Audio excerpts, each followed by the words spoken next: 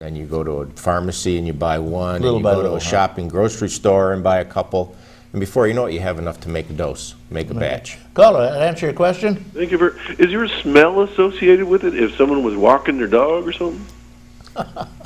There is. There's kind of a chemical smell. I've never personally been around it to know what it smells like, but if you could leave your name and number with the desk here at the TV studio, I could get some information from our people on the task force and contact you and let you know more about what you're looking to find out. I wish I knew more about it myself. Oh, that's wonderful. And maybe you could put something in the newspaper for folks, too. We just had an article about these bottles in the Post-Journal here in the last week.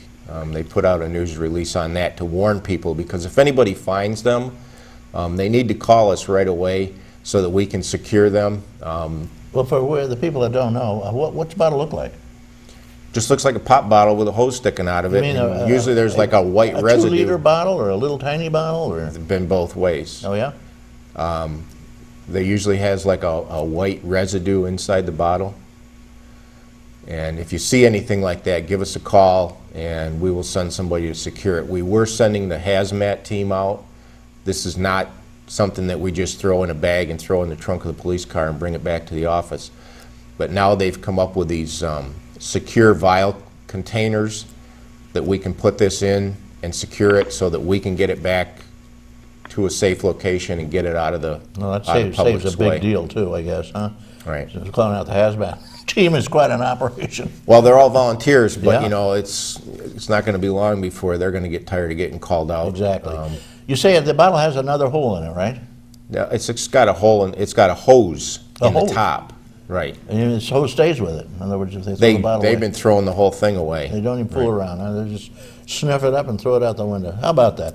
We're with Marty Bova. Marty Bova happens to be the guy who runs our academy over here, one of the people anyway who runs the academy, and he's very, very involved in law enforcement since he is a deputy sheriff himself, and he is here to answer your question. Now, Marty, you are mayor of Mayville. Let's talk a little bit about Mayville.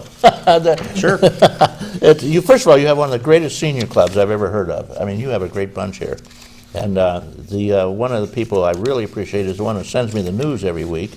And she is a close relative of one of your neighbors, as a matter of fact, Chuck Kelsey. Jean very Kelsey, nice lady. Does the job, yeah.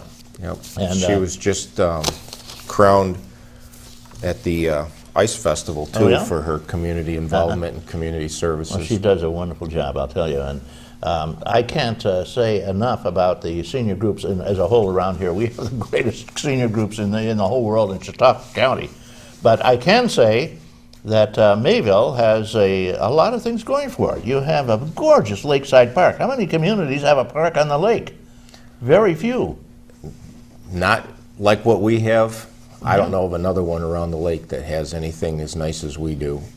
We just put up that new bathhouse in Carlson Community Center 2 years ago, and that's been well received and used very, very much by residents and members of the community, not only in the village but outside the village.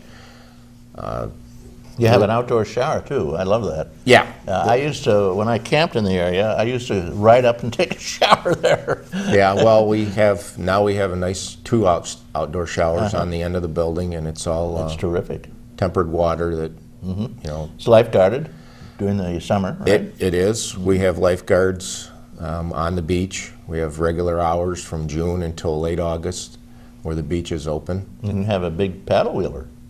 Right, next the door Chautauqua Bell Yeah. actually rents a piece of property from the village, and that's where they operate out of. We don't charge a fee to use the park at all. There is a slight fee, sort of a security deposit for the use of the Carlson Community Center, and then once it's inspected and found to be in clean and undamaged condition, the deposit is returned. You mean that little toll booth on the main drag there is gone? Yeah, we haven't had that for years. It was costing us more money. I bet it was. To have somebody there 6-7 hours a day than the sure. amount of revenue that we took in, and we just thought, you know, what's the sense? We're just Yeah. spending money to make nothing. To make nothing. Losing money, probably. It was. And you have good fishing there, and I see the ice fishermen were out this year. They had enough ice to do the job, and the Ice Castle, which is an incredible program. And you know that they were on course for the best ice castle ever this year, and they had ice. They went out there in December. They cleared the snow off the lake. Those guys did a wonderful job getting ready in preparation for cutting the ice. They built the castle. Everybody was commenting how nice and blue the ice looked. And wouldn't you know it, several days before the ice great castle, thaw. we get a big south wind, we get rain, Yeah. and it just chewed it up terribly. Yeah. But the celebration went off. Oh, and- sure. and it Everybody was had a wonderful time. They do. They do. And those guys put an awful lot of effort into that. That's not an easy task to build that. I've helped volunteer to do it a number of years ago. And How many people work on it? the days I went down there was 12 to 15 people. Some of them are otherwise operating engineers that run heavy equipment in the summertime. Some of them are contractors, just guys that aren't real busy in the winter. Some of them are retired people that help out.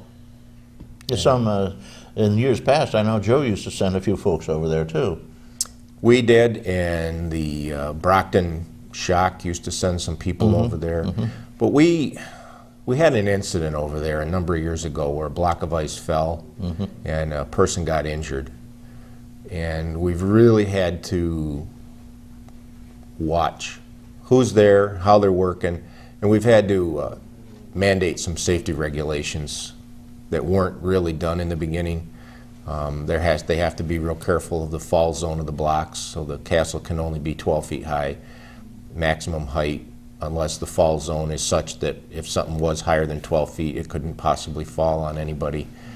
The workers are wearing hard hats now, and not that that's going to save your life, but if you get banged in the head, it's going to help. It's going to maybe prevent a concussion. Yes, it's very important. It's all, it's all insurance driven, and it's all driven by lawsuits that people could bring forth. Well, And we have to try to protect the village and still allow these things to go on.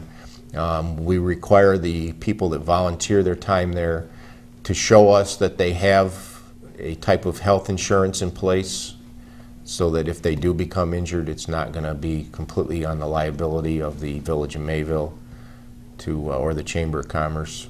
Yeah, we're so involved now in liability and legal suits and litigation and everything. It's getting harder and harder to do anything. You've got to take these enormous insurance policies to have a picnic now. I mean, it's getting absurd. It's like that gag that goes through the internet of Noah's building another ark. The Lord comes down and says, there's going to be another flood, and he's in today's time now. And he says, all right, he'll go about it. And a few weeks later, and the Lord calls Noah and says, how you doing? He says, well, unfortunately, I've got to deal with the local politicians here, and we have to have licenses before we can start building, and building inspectors coming over here. And then there's a question of animal cruelty, taking these animals and jamming them all on here. And we have all kinds of regulations. We have to file fees, and it's getting very, very hard. As a matter of fact, Lord, I don't think we can build the ark in these days. It's getting to be a big problem. It is, a lot of like with building inspections. Yeah. A lot of that's designed really to protect the homeowner. And I know a lot of homeowners get frustrated when the building inspector comes in and they want to see certain things. They want to see the insulation. The underwriter's laboratory guy wants to see the wiring, and they have to do this all before they close in the walls. They're not doing it because they get any kind of pleasure out of giving you a hard time. They're doing it really because that's what the state building code says they need to do, and they're doing it to protect you and to protect you from fire or other kinds of incidents if something isn't built properly. And it just, it's a good thing, and it can be frustrating, but it is a good thing all in all. You talk about insurance. We have been typically budgeting about 20% increases every year in our health insurance costs. And they've ranged anywhere from 11 to 15 or 17. We really never know what they're going to be, so we try to plug in a 20% figure. And then if it's less than that, which fortunately it has been, that gives us a little bit of a cushion. We have a phone call. You want to take one? Sure. Hey, caller, thank you for waiting. Good morning, Reed. How are you? Well, good morning. My question is regarding, they used to have a children's thing down in the park during the summer. And I was just wondering if they still had that. I know we used to go down into the park and we'd see kids out playing soccer in the field there, or they'd be over swimming or doing different things. Wonder if they still had that. I am so glad you asked that question, because that was one of the things that I really wanted to make a point of talking about this morning. I'll let you talk about that then. Okay. Thank you, We've caller. had a summer youth rec program in Mayville for a great number of years. I mean, we're talking 40 years, 50 years, maybe beyond. Up until now, our summer youth rec program has been, we've hired, teenage kids, and we've had a few older people there, more or less as counselors and people to kind of run the show. Well, for whatever reason this year, the state has decided that our summer youth rec program now has to be called a day camp. The only way we can keep it as a summer youth rec is if we do nothing more than arts and crafts and watch movies. And that's not what we're all about down there. We've been very active with the children. They've played different kinds of outside ball game. They've done swimming. They've done bike riding. Basically, we like to have the kids come there so that when they come home at the end of the day, they've had a good deal of exercise. Having this new regulation, making it, if we want to keep it as it is, we can bring them there and they can do arts and crafts. We can bring them there and they can watch movies. Well, in my opinion, that's a big problem with society, is because kids get enough of that already. They get their video games at home, and we want them outside getting physical and getting exercise and coming home physically tired. In order for us to keep this program the way it is, with these new day camp regulations, I'll just give you a few examples of what we're facing and what we're wrestling with right now. And we really don't know all the answers, because this is all kind of evolving right at this moment. Well, let's be honest about it, Marty. The new regs are basically part of the cost cutting on the states at the state level, and what they're doing is cutting their taxes on the state level. No more new taxes, and saddling the local community with these taxes. Well, the state never really had a whole lot of involvement with our program before. The county did, the county youth bureau did.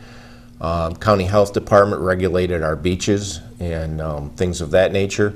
Well, now the county health department is going to get saddled with the inspections of these day camps. They already had several that they were responsible for. They had Camp Aniasha, they had the Lake Chautauqua Lutheran camp. There were several around the county that they had to come in and inspect. For example, with our new policies that we may have to live with, our camp director, as it will be called, has to have a minimum of a bachelor's degree. They would like them to have a concentration in psychology and or physical education, which I can understand the physical education aspect of it. They need 3 years experience. We as a village cannot even go out and hire this person. We need to find people that we feel are qualified. We conduct interviews. We have to do a complete background investigation with live scan fingerprints that are sent into Albany and determine if this person has ever had any type of charges placed against them.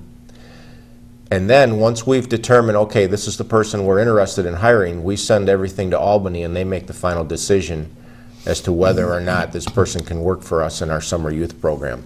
A lot of red tape. A lot of red tape. Our waterfront director, obviously they need to have water safety instructor certification, and they'll need to be lifeguard certified. They also need to have a degree. They also need to have at least 3 years experience to qualify for that position. Then we come into some new things that we've never been faced with besides these, and that's the fact that they're saying that we need to have a medical director on staff. The regulations for the medical director require that that person be an LPN or an RN or a physician's assistant. That in and of itself